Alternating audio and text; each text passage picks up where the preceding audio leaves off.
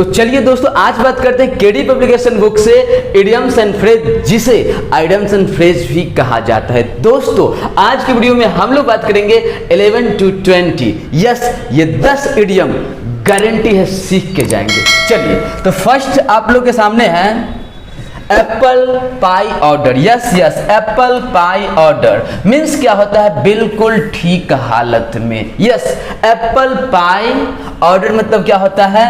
बिल्कुल ठीक हालत में, इन गुड कंडीशन। कहाँ है जी? एकदम गुड कंडीशन में है। इसको याद कर लेते हैं अपना एप्पल, सेब। आप कभी सेब खरीदने गए होंगे? यस, सेब को देखते होंगे एकदम ऑर्डर में, एकदम अच्छे से सजा के रखता है। सेब को एकदम अच्छे से सजा के रखता है। लेकिन वही बैगन या भिंडी खरीदने जाइए, रखा हुआ है ऐसे ही। लेकिन सेब को, एप्पल को कभी भी कैसे रखा जाता है? एप्पल पाई ऑर्डर, बिल्कुल ठीक हालत में, बिल्कुल व्यवस्थित करके, एकदम गुड कंडीशन में।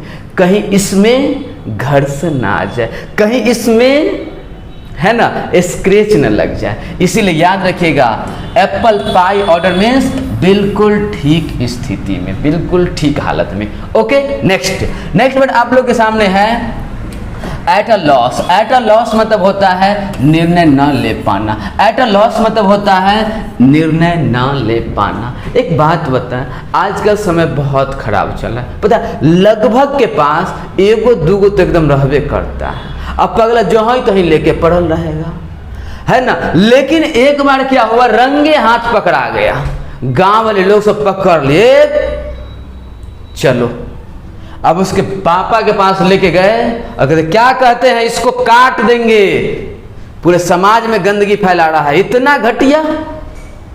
अब लॉस मतलब क्या होता है? खोना। लॉस मतलब क्या होता है? कमी। अब अपने बच्चे में कमी देख के, अपने बच्चे का कमी देख के पापा एट अ लॉस हो गए, है ना, एट अ लॉस हो गए। कुछ निर्णय ही नहीं ले पा रहे थे, क्या करे ना करे, कितना खत्म निकल गया मेरा, है ना। अंतिम में गुस्से में जाके कहते हैं गेट लॉस, भाड़ में जाए, जो मर्जी करो, है ना। याद रखिए, एट लॉस मतलब निर्णय ना ले पाना। एट लॉस मतलब निर्णय ना ले पाना। क्या बोल रहा है? To be unable to decide, to be unable to decide. Okay जी, नेक्स्ट वर्ड क्या है? At a pinch. At a pinch मतलब समस्या में होना। एट अ पिंच मतलब समस्या में होना। एट अ पिंच मतलब इन अ ट्रबल, समस्या में होना। एक बात बताते हैं सबसे पहले, पिंच मतलब क्या होता है? चुटकी। आप लोग बिहार बोर्ड से जो होंगे उनको पता होगा, बिहार बोर्ड 12th में एक चैप्टर है अ पिंच ऑफ सनफ, एक चुटकी खैनी, है ना। अब पिंच मतलब चुटकी, कोई चुट्टी जो काट लेता है ना।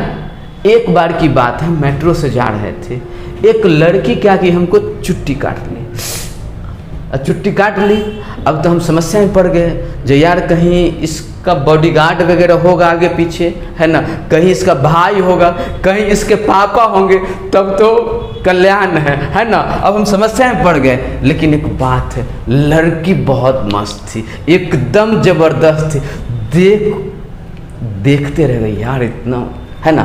लेकिन क्या करें, हम खुद ही कहाँ हो गए थे जी?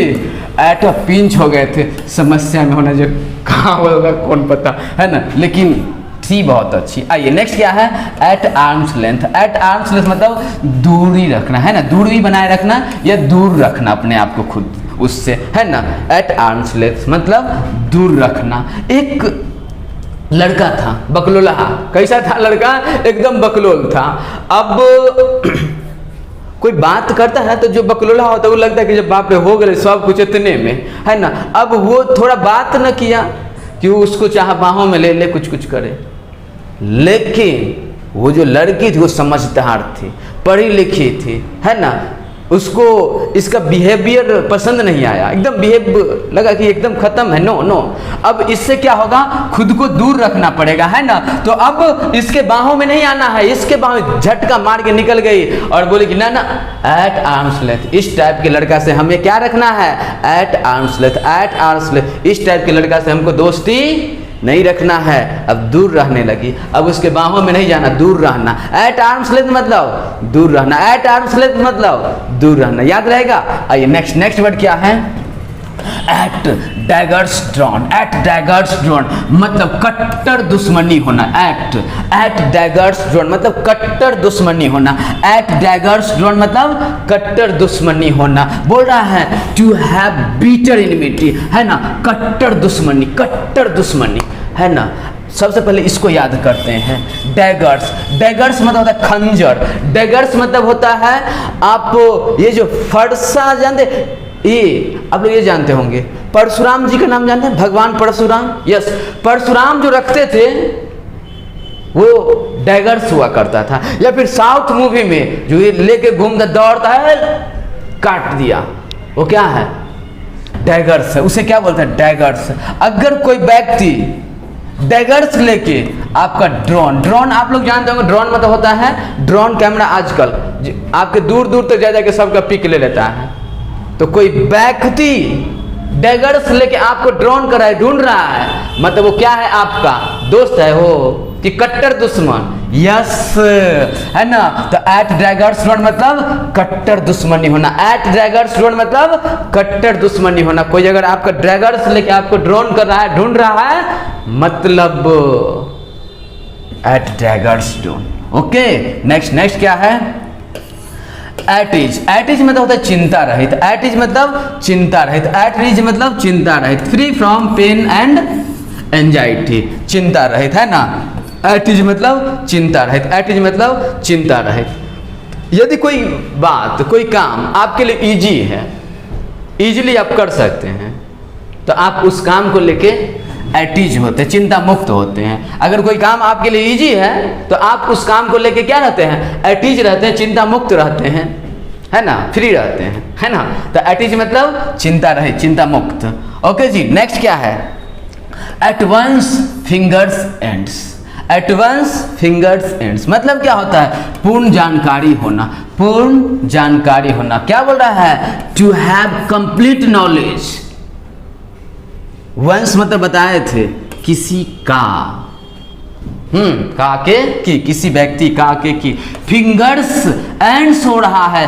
फिंगर्स अंगुली घिस गया, अंगुली घिस गया। उस चीज के लिए जानकारी इकट्ठा करते करते तभी तो उनके पास पूर्ण जानकारी है ना। एक कहानी है, एक मूवी, कंफर्म याद नहीं है ना, बट मोटा मोटी बताए थे, कभी जरूर बताएंगे। बहुत इससे हम मोटिवेट हुए थे बहुत दिन पहले, बट अभी कंफर्म याद नहीं है इसलिए। वो क्या था ना, एक मूवी था, शायद लैला मजनू था, जिसके डायरेक्टर, शायद बोले हैं, जिसके डायरेक्टर जो हैं 18 साल मेहनत किए थे उस मूवी पर, 18 साल। और जब उस मूवी के बारे में सोचने लगते थे ना, तो वो सिगार पीते थे। उनको आदत था सिगार पीने का, है ना। उनको आदत क्या था? सिगार पीने का आदत था। और जब उसके बारे में सोचते थे ना, तो सोचते सोचते सोचते उनका सिगार जलते जलते हाथ जल गया था, बहुत, इतना इस बीच में हाथ जल गया था, है ना। वो जब एक सिंगर का उनको म्यूजिक पसंद आया, सॉन्ग पसंद आया, तो उनको सिलेक्ट किया। बट वो सिंगर गाना गाने के लिए तैयार नहीं था। ये बोले, यार तुम गाना तो तुम ही गाओगे, गाना तो तुम ही गाओगे। तैयार नहीं था, नहीं हम नहीं गाएंगे। बट ये जो थे डायरेक्टर ना, गाना तो तुम ही गाओगे।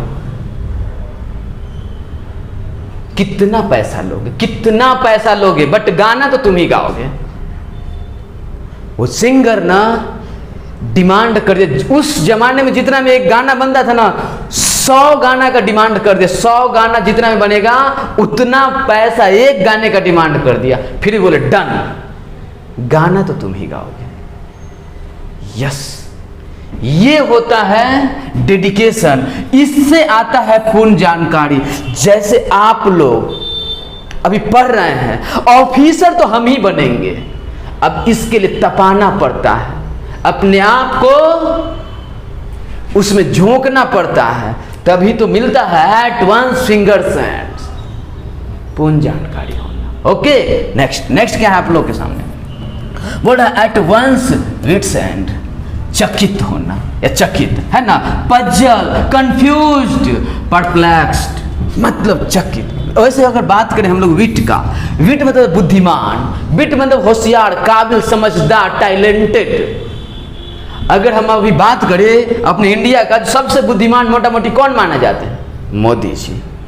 लगभग लोग, है ना, बीजेपी से लोग नफरत कर सकता है, कर लेता है, दुश्मनी कर लेता है उधर, लेकिन पर्सनली मोदी से लगभग लोग इंस्पायर्ड होते हैं, इंडिया ही नहीं पूरा दुनिया।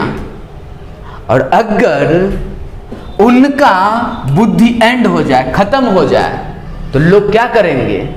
लोग चकित हो जाएंगे, लोग एट वंस विट एंड्स हो जाएंगे, चकित हो जाएंगे, कंफ्यूज हो जाएंगे, पजल हो जाएंगे, हुआ तो हुआ क्या, इनको कंफ्यूज हो जाएंगे।